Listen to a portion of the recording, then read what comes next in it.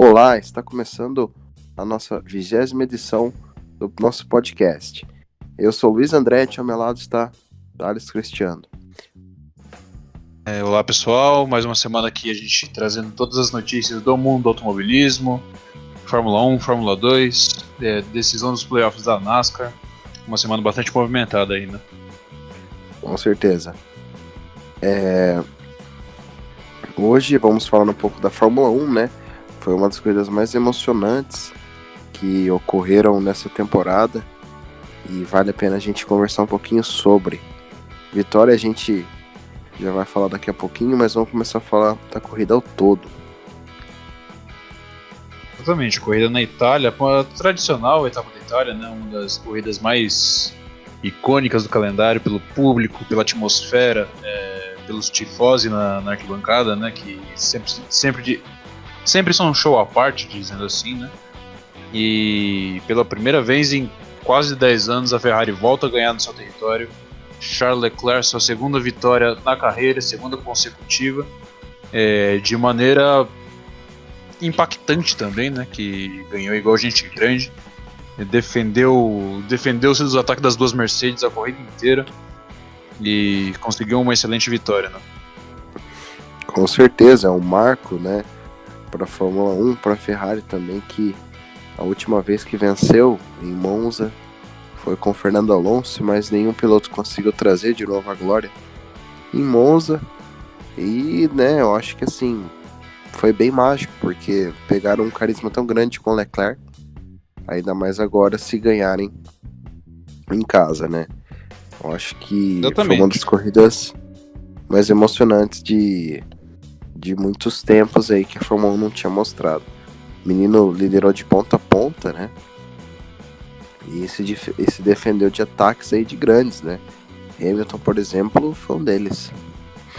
Exatamente, o Hamilton teve um grande ímpeto durante a metade da corrida ali, né? Acabou sendo prejudicado no final pelo desgaste de pneus, né? Que acabou ficando preso atrás da Ferrari, desgastando mais os pneus do que normal. E no final da corrida, uma mais pressão, né? Só que dessa vez do Valtteri Bottas, só que o Leclerc conseguiu lidar melhor com esse tipo de pressão, né?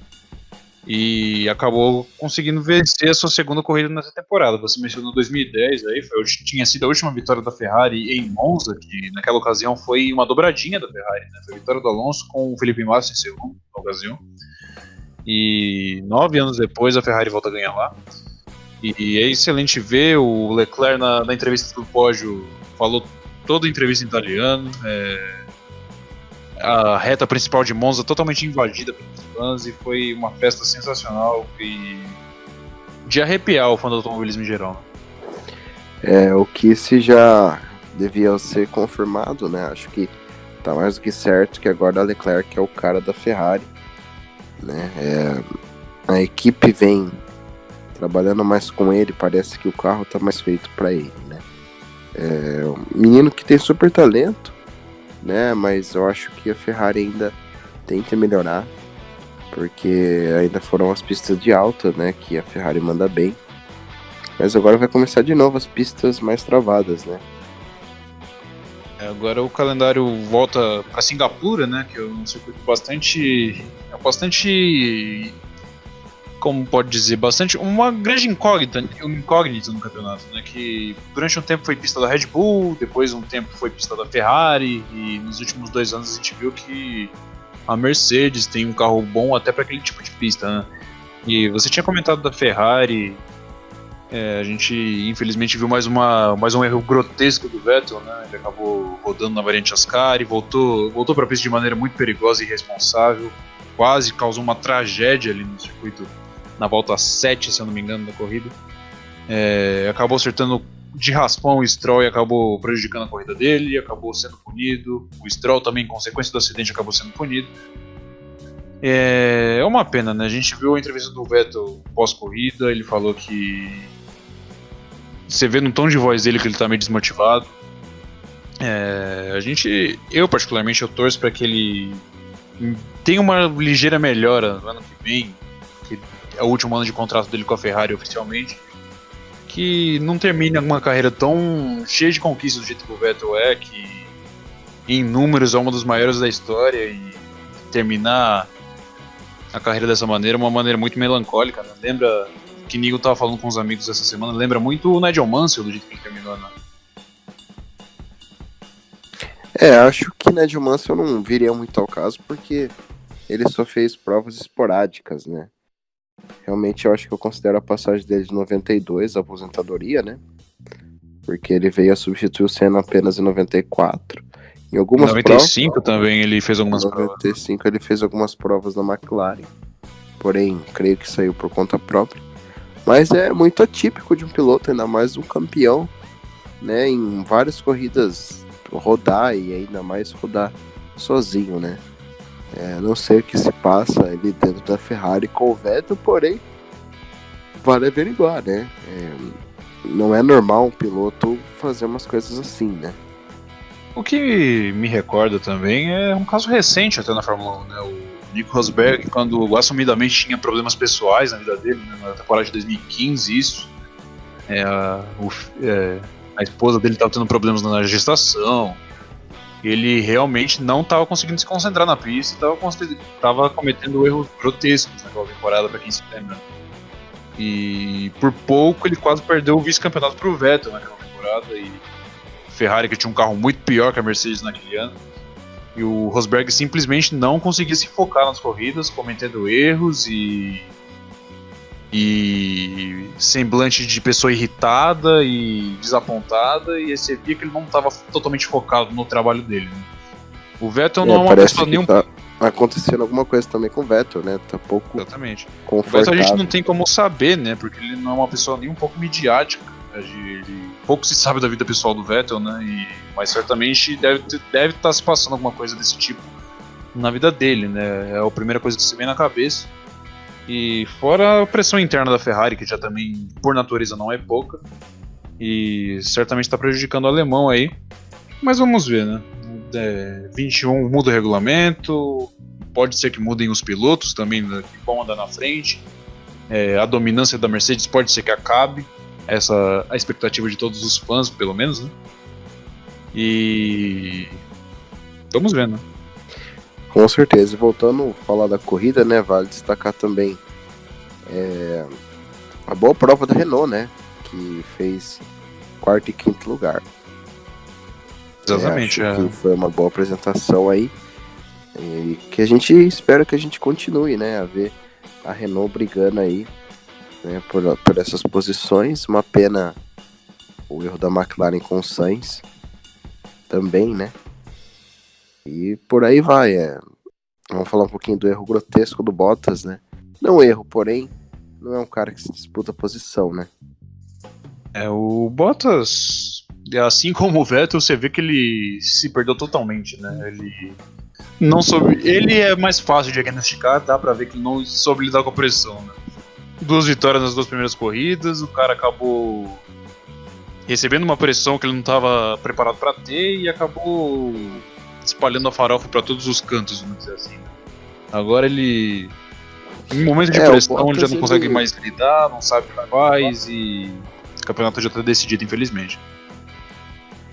O campeonato, apesar de que o Hamilton já não ganha as 3 últimas corridas, ele já está bem tranquilo, né, em relação a isso. Ganhar 8 provas na temporada já é uma coisa grande, né, para todo piloto que se preze em qualquer categoria. E ele aí eu acho que vai encaixar aí mais 4 ou algumas vitórias aí a mais, né? Com certeza 10 vitórias é o certo para ele, né? E quem sabe aí talvez superar 13 vitórias na temporada, né? 10 vitórias tem sido a média, né? O recorde histórico da Fórmula 1 é 13 vitórias na mesma temporada, recorde que pertence ao Vettel em 2013. O Alonso, tô viajando. O Hamilton, nas últimas 4 etapas, ele venceu apenas na Hungria, né? Na Alemanha foi o Verstappen, Spa e Monza foi o Leclerc, e ele venceu na Hungria, na estratégia, né? E é bom se ressaltar. Porém, agora no final do campeonato, tem umas pistas que são favoráveis à Mercedes, né? A gente vai ter Singapura, que é um circuito travado que a Mercedes praticamente anda muito bem lá, né? Geralmente. A gente vai ter ainda a Rússia, a gente vai ter Japão, que são circuitos que a Mercedes gosta de andar bem lá, né? Assim como nos Estados Unidos também. E apenas ressaltando também que você tinha comentado da Renault, a Renault apostou no mínimo de downforce possível e acabou dando certo. Aparentemente o motor Renault tem uma potência suficiente para conseguir carregar esse carro em uma excelente velocidade de reta. E a gente viu o carro da Renault que não andou nem perto do top 5 durante a temporada até aqui, andando na frente da Red Bull com a Honda. A gente viu na verdade, todos os motores Honda são um pouquinho apagados nessa prova, né? A gente viu como melhor resultado do motor Honda o Alexander Albon, né, que chegou na 6ª posição, após sair de 8º, naquele quali grotesco que tem que ser pontuado, quali no sábado, que nenhum piloto conseguiu abrir volta rápida na última tentativa, que é uma coisa que jamais foi vista. O Albon acabou ficando sem tempo no Q3, largou de 8º, chegou em 6º, porém atrás das duas Renaults, né? Chegou perto do Hülkenberg à sua frente, porém atrás, e a gente viu ele sendo o melhor resultado da Honda nessa corrida. Max Verstappen largou de último, quebrou o bico na primeira volta, chegou em 8º ainda, apesar de tudo. E as duas Toro Rosso não chegaram a pontuar, né? A gente viu o Kvyat abandonando e o Gasly chegando na 11ª posição.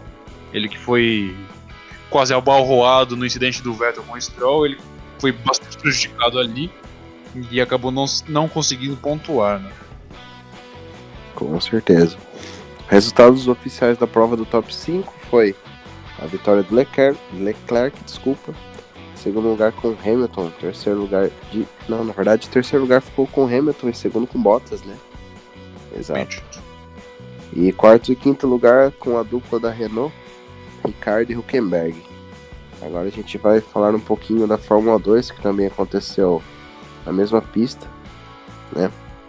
Exatamente, a gente teve rodada dupla lá em Monza também, né? Foi uma rodada bastante emocionante, na verdade, que foi depois do cancelamento da etapa lá em Spa, depois da fatalidade com o Antonio Hubert. A Fórmula 2 voltou a competição, o calendário normal de competições, né? Aqui, rodada dupla de Monza, que geralmente é bastante tradicional, né? A Fórmula 2 costuma fazer corridas interessantes ali, né? E com 3 carros a menos no grid, né? A gente teve o carro do Antonio Hubert da Arden sem ter um substituto, até por respeito. A Arden acabou correndo apenas com um carro, que foi o da Tatiana Calderon. Nesse final de semana, o carro da Sauber, do Juan Manuel Correia, que infelizmente tem estado grave no hospital, também envolvido naquele acidente, também não participou. E o carro da Trident, que era do Julian Alesi, que foi envolvido no acidente, foi retirado pelas autoridades belgas para ser investigado no acidente e acabou deixando a Trident com apenas um carro para esse final de semana. Como o Julian Alesi é o piloto principal da equipe, eles tiraram o carro do Ralf Boschung e deram para o Julian Alesi correr a corrida desse final de semana em Monza, rodada dupla. Falando da corrida em si, a gente teve 2 etapas como de costume.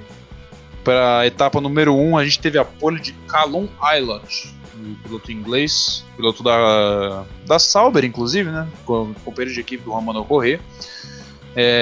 Uma corrida muito interessante na primeira etapa. A gente viu a batida do Nicolas Latifi com o Guan Yu Zhou, o chinês. O Latifi, que é vice-líder do campeonato, acabou se complicando em função disso. A vitória da corrida 1 ficou com o Nobuharu Matsushita, né? O piloto japonês. Especula-se ele na Toro Rosso ano que vem, inclusive. Não ano que vem, mas muito em breve. Ele que ainda falta pegar os pontos suficientes para a superlicença. O segundo lugar foi o Luca Ghiotto, que com resultado pula para terceiro lugar no campeonato. Nick De Vries foi em terceiro lugar na corrida 1. E o Sérgio Sete Câmara cruzou em quarto, mas acabou caindo para quinto devido a uma punição na corrida 1. Já na corrida 2 no domingo, a corrida sprint, né? A vitória ficou com o inglês Jack Aitken, da Campus Racing, que com a vitória assumiu o quarto lugar na competição, no campeonato. O Sérgio acabou abandonando a corrida do domingo, foi tocado na largada e acabou abandonando. Segundo lugar ficou com o Jordan King, da MP Motorsport. Em terceiro, mais um pódio do Nick DeVries, que tá com as duas mãos na taça, vamos dizer assim. A gente mesmo, conversando todo respeito aí às equipes e aos envolvidos, abrirá vagas para esse ano na Fórmula 2, né? Independente ou a equipe queira correr com o carro, porém, se colocarem os dois de volta, eles abrirão mais vagas, né? Alguém aí, tipo, você tem alguma sugestão, algum rumor de quem poderia ser promovido? Olha, a gente tem agora 4 etapas faltando para acabar a temporada da Fórmula 2. A gente tem o Latifi fazendo diversos testes pela Williams, né? A Williams que ainda não confirmou nenhum dos 2 pilotos da temporada que vem. O Russell apenas falou que tem interesse em ficar, mas ainda nada oficial por parte da equipe Williams. A gente tem o Nick DeVries, que praticamente é o campeão da Fórmula 2, e a gente sabe que o campeão da Fórmula 2 não pode defender seu título, por ser uma categoria de base. Ele obrigatoriamente tem que sair da Fórmula 2 na temporada que vem. Agora o destino dele é incerto, né? Não se sabe se uma equipe da Fórmula 1 tem interesse. E a gente tem a batalha ferrenha pela terceira posição, que teoricamente vai dar mais pontos pela superlicença aí, né? O Sérgio Sete Câmara, com o terceiro lugar no campeonato, garantiria sua superlicença e assim poderia buscar uma vaga na Fórmula 1. Isso ainda está em aberto, o que nesse momento do campeonato parece ser a briga principal. Mas para a temporada que vem da Fórmula 2, no começo da temporada eu estava dizendo do Antônio Hubert, né, que ele, na minha opinião, tinha sido o calor da temporada, que ano que vem provavelmente ele teria numa equipe de top de linha ali da Fórmula 2 para brigar por título, com certeza. Mas agora, nesse panorama, eu vejo para a temporada que vem o Mick Schumacher tendo um carro melhor, né? O carro da Prema esse ano não impressionou, mesmo assim ele se desdobrou para conseguir uma vitória na Hungria. E provavelmente ele ano que vem vai estar, talvez esteja numa equipe com melhores condições, né? Uma Carlin, uma Dams, ou até mesmo uma Art Grand Prix, né? Que foi a equipe do George Russell ano passado. Mas vamos ver, né? O tipo de coisa que vai indo, a gente vê nomes fortes na Fórmula 3 também, que podem com certeza subir para a Fórmula 2, né? Que foi o caso do Antônio Hubert, que foi campeão da Fórmula 3 no ano passado. A gente tem o russo na Fórmula 3, o Robert Schwartzman, se eu não me engano o nome dele. E também a gente tem o Pedro Piquet, né? São 2 nomes que podem pintar na Fórmula 2 ano que vem. Ficaria bem legal o Pedro Piquet na Fórmula 2, né? Que aí também é mais um fôlego aí pro brasileiro que aspira a querer um brasileiro no páreo, né, da Fórmula 1. Sete Câmara cada vez mais longe, né? E talvez próximo da Fórmula E. E ele que se terminar fora do top 3 da Fórmula 2, fica bem difícil para ele ingressar numa equipe, né? E já tem conversações de que ele tá apontando pra Fórmula E, né? Sim, caso ele não consiga mesmo, tá na hora de abandonar o sonho de Fórmula 1 e rumar para outros lugares, né? Porém, eu acho que ainda tem chance pro Sete, ele que tem um equipamento bom, ele tem feito corridas boas, embora a gente ainda... Nessa segunda metade da temporada ele melhorou bastante, né? Tem uma vitória na temporada 7, né? Conseguiu uma vitória na Áustria. Porém, ainda temos 4 etapas, né? 2 na Rússia e 2 em Abu Dhabi. E a distância dele para o vice-líder do campeonato, que é o Nicolas Latifi, é de apenas 15 pontos. E essa vai ser a briga, essa vai ser a disputa, né? O Latifi, o Luca Ghiotto, o Jack Aitken e o próprio Sete estão brigando por esse vice-campeonato aí, que pode realmente render os pontos necessários. Lembrando que ano passado o Alexander Albon conseguiu a superlicença com o 3º lugar no campeonato da Fórmula 2. E por isso que é interessante de ver o campeonato da Fórmula 2, mesmo com o campeonato já decidido. O Nick DeVries é praticamente impossível perder esse título, ele já pode ser campeão já na Rússia. E uma coisa curiosa é que o campeão não pode correr numa outra temporada. E o DeVries a gente não vê em nenhum programa de nenhuma equipe da Fórmula 1, né? Isso é uma coisa mais peculiar que eu realmente, né, reparei.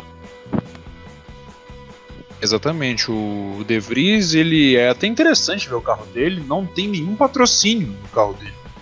É até um pouco bizarro ver isso, né? Um piloto com bons resultados, ele que fez 24 horas de Le Mans, se eu não me engano, nessa temporada também. É um piloto que jovem, só que talentoso, né? Que, embora fosse um pouco inconstante nos anos anteriores, ele é um cara que tem tudo pra... Caso seja dada uma oportunidade pra ele tem tudo pra surpreender. Ele que é holandês também, né? E ano que vem a gente tem GP da Holanda e seria bastante interessante ver Max Verstappen e Nick De Vries no grid por uma corrida em Zandvoort no ano que vem, né? Mas vamos ver o andar da carruagem aí para essas negociações. A gente sabe que na Fórmula 1 vai ter vaga aberta na Haas, provavelmente, e provavelmente pode ser ocupado pelo Nico Hülkenberg, só que nunca se sabe, né? Podendo também ter vaga aberta na Toro Rosso e em diversas outras equipes também, né? Depende de como vai suceder o jogo a dança das cadeiras até o final da temporada. Com certeza. E assim a gente fecha a conversação sobre a Fórmula 2 e a gente vai para as únicas corridas que teve nas principais categorias dos Estados Unidos, Xfinity Series e NASCAR Cup. Foram para Brickyard, numa das maiores pistas dos Estados Unidos e também do mundo. Definiu vagas do Chase. Playoffs. Exatamente. Playoffs, né? Que foi chamado de Chase até 2014. Mas agora, Playoffs da Xfinity Series, que foi definida os 12 participantes no sábado, né? Corrida vencida por Kyle Busch, que voltou para vencer mais uma corrida nessa temporada, no número 18. E foi uma corrida bastante interessante, né? A gente teve batalhas o tempo inteiro na frente, a gente teve um fortíssimo acidente na última relargada, com apenas 8 voltas para o final, na penúltima relargada no caso, que envolveu Tyler Reddick e Christopher Bell. E o que acabou meio que sacramentando a vitória para o Kyle Busch. Ele que já vem empilhando vitórias nessa temporada na Xfinity Series, se eu não me engano, de todas as corridas que ele participou nessa temporada, ele só não venceu uma. E sacramentou os 12 participantes, né? Os 12 participantes que ficaram nessa ordem, né? Vamos mencionar aqui pro pessoal. O Christopher Bell vai iniciar os playoffs com 2.053 pontos, né? 6 vitórias na temporada. Realmente é avassalador, ele que foi campeão da temporada regular da Xfinity Series. Cole Custer foi o segundo com 2.044 pontos, ele vai começar os playoffs. Também teve 6 vitórias, mas ficou um pouquinho atrás nos pontos do Christopher Bell. Em terceiro, Tyler Reddick, com 4 vitórias e 2.039 pontos, irá começar. Eles que formam um Big 3 da categoria, né? Provavelmente desses três, ano que vem, pelo menos um vai estar na Monster Cup. A gente sabe que o Christopher Bell vai correr no 95 ano que vem. Depois a gente tem Austin Cindric com 2 vitórias, 2 em misto, diga-se de passagem, vai ter 2.017 pontos. Justin Allgaier, 100 vitórias, com 2.012 pontos. Chase Briscoe com 1 vitória, 2.012 pontos também. Michael Annett, 1 vitória, 2.012 pontos.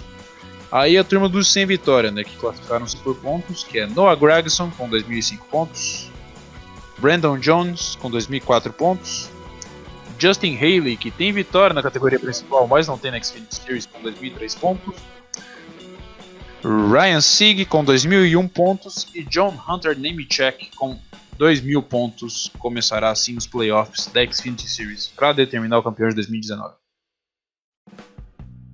E a gente já pode definir que esses 3 são os favoritos, né, obviamente. E creio que 2 desses 3 já teriam vagas na Cup, né. A Stuart Haas aí que também tá pensando em, se não colocar o Custer na Ricky Ware, em uma outra equipe aí com parceria com a Ford. O que também, né, abre um precedente de que essa equipe seria a Front Row, equipe que talvez vá o Matt Benedetto, né? Vale lembrar que nem o de Benedetto era o cotado para a família Levin, e antes disso procuraram o Ross Chastain, porém não conseguiram fechar com ele, né? E um ano de Matt Benedetto, uma pena, até agora não saiu nenhuma notícia sobre ele, e a gente tem rumores de que o Custer poderia também estar indo para Front Row, uma equipe Ford, e fechando as portas de Benedetto, né? Sim, a gente sabe que na equipe da Leavine Family, que é o 95, vai ser ocupado pelo Christopher Bell no que vem, deixando assim consequentemente o Matt Benedetto sem emprego, ele que vem sendo o xodó da torcida essa temporada, né? Que vem fazendo excelentes atuações. Porém, vamos ver o que vai aparecer, né? O Playoff da Xfinity Series está aí formado e certamente vai ser um final de temporada bastante interessante, né? A gente sabe que às vezes a temporada na Xfinity Series toma forma, mas acaba guiando para outras. Agora é Cup Series. Agora irmos para a categoria principal da NASCAR. Prova muito movimentada e com muitos acidentes, bandeiras amarelas. Foram mais de 9 bandeiras amarelas. Uma delas, um acidente fortíssimo envolvendo Eric Jones e Keselowski, num acidente que plasticamente foi, né, se não fosse um carro de NASCAR, seria, né, quase que não fatal, mas, né, a gente vê que tem um muro em quina na curva 2, até Marco Andretti, ele tweetou que é um muro muito perigoso, né? Em oval, se seu carro sair de algum jeito de traseira, como foi o do Brad, e bater de lado numa quina, é um perigo, né? Ainda mais sendo uma barreira de pneus, claro, porém, né, não dá pra brincar com isso. Aquela barreira de pneus, na verdade, é deixada porque a gente sabe que, querendo ou não, o circuito de Indianápolis é naturalmente para a IndyCar Series, né? Não o circuito de natureza da NASCAR. E aquela barreira de pneu ali é para proteger os carros monopostos em caso de batidas naquela quina, né? Se eu não me engano, em 2016 ou 2017 a gente teve um carro batendo ali nas 500 milhas de Indianápolis. E na batida do Keselowski com o Eric Jones, ele acabou indo em um ângulo bastante estranho ali, né? Acabou ficando meio que de lado, não chegou a capotar, mas foi bastante estranho. E acabou acabando com a corrida dos dois, né? O Keselowski acabou abandonando, assim como o Eric Jones, que ficou com um carro parecido, um hatch. E a corrida que ficou determinada também de mostrar pra gente os 16 pilotos que vão brigar pelo título da categoria principal dos Estados Unidos.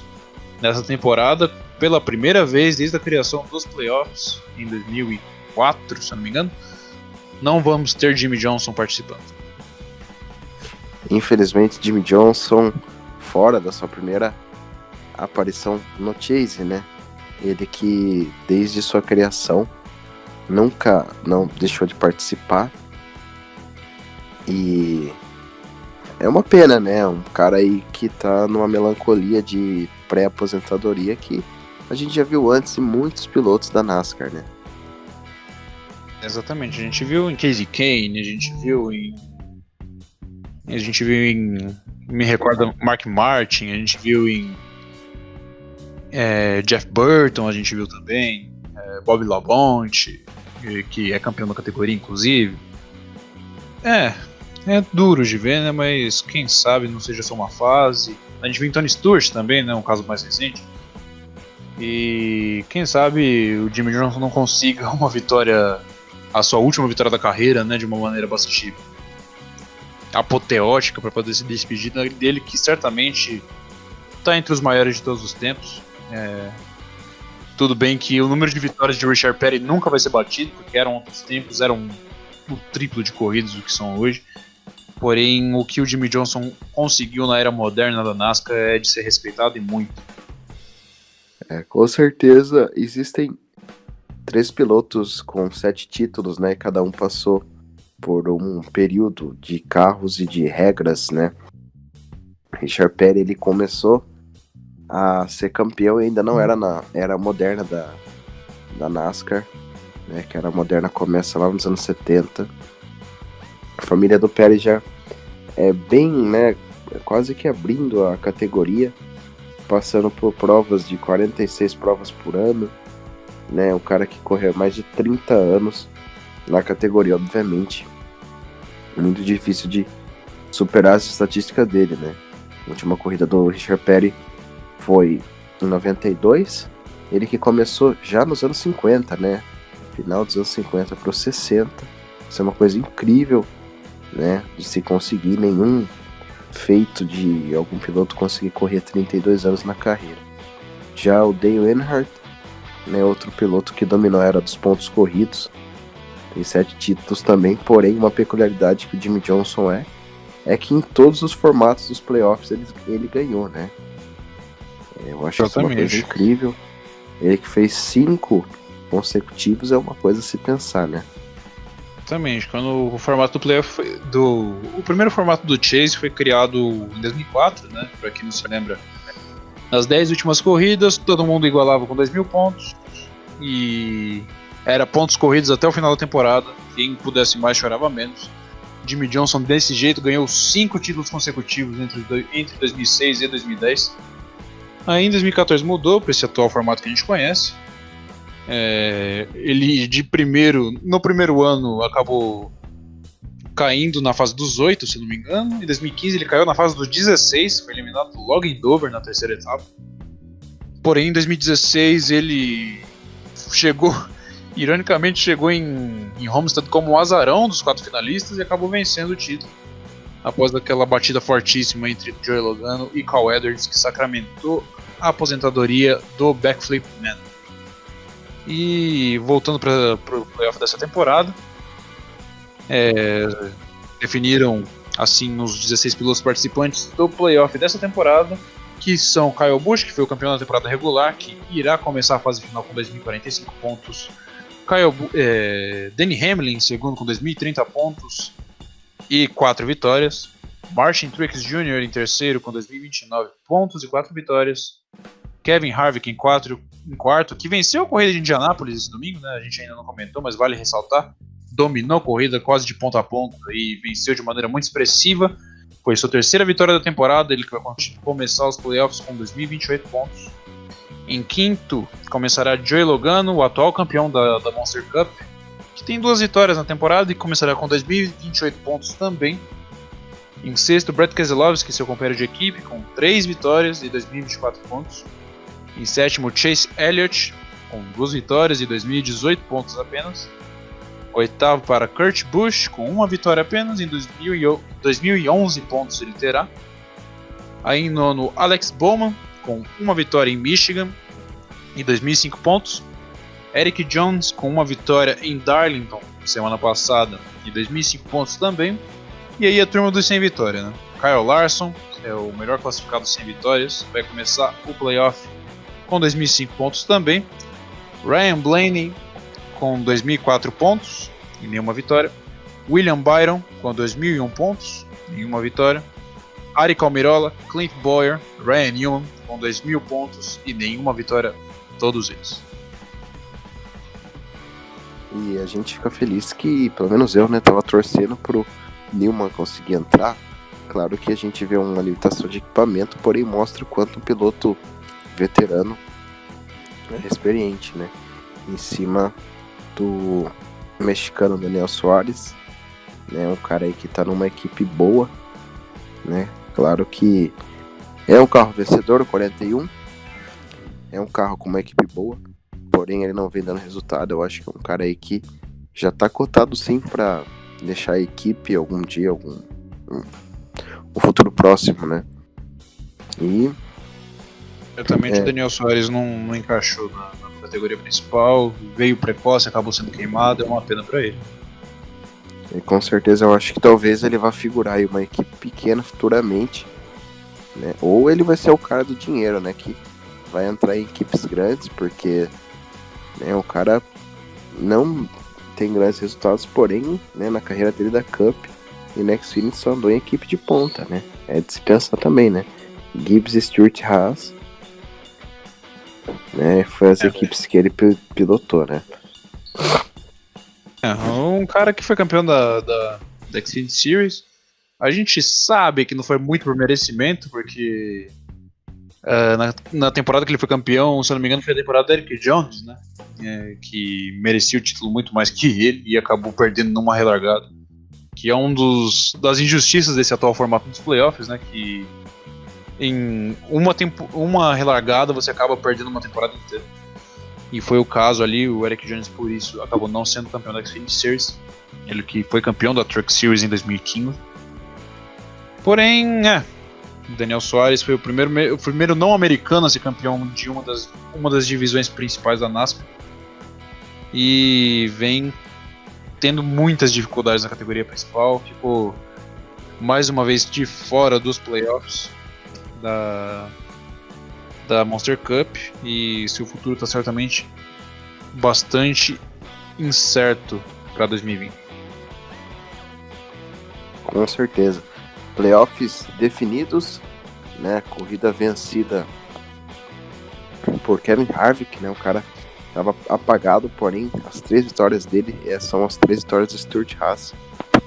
E nos vemos na próxima etapa da NASCAR, já contando os pontos dos playoffs.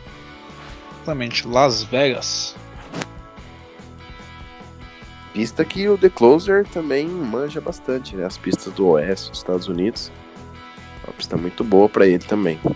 Exatamente. Agora nos playoffs começa aquela maravilha de circuito de 1,5 milha, né? Que é bastante interessante. A gente tem Las Vegas, a gente tem Kansas, se eu não me engano, né? A gente vai ter... A primeira fase é o circuito de 3 pistas que determinará o primeiro corte e os primeiros 4 eliminados, né? A gente vai ter Las Vegas, já domingo que vem. Depois a gente vai ter o circuito... São tipos de pistas. Exatamente. Que mostram qual piloto ele realmente é piloto de oval e qual carro tá mais fino para andar nesse tipo de inclinação, nesse tipo de pista, né? Exatamente. O primeiro corte vai ser dessa maneira, né? O Las Vegas, circuito de 1,5 milha, que a gente estava comentando, determinará a primeira corrida dos playoffs. Depois circuito curto de Richmond, no sábado, dia 21 de setembro, corrida noturna. E o corte será determinado dia 29 de setembro no circuito de Charlotte, que se eu não me engano é o Roval, né? Exatamente.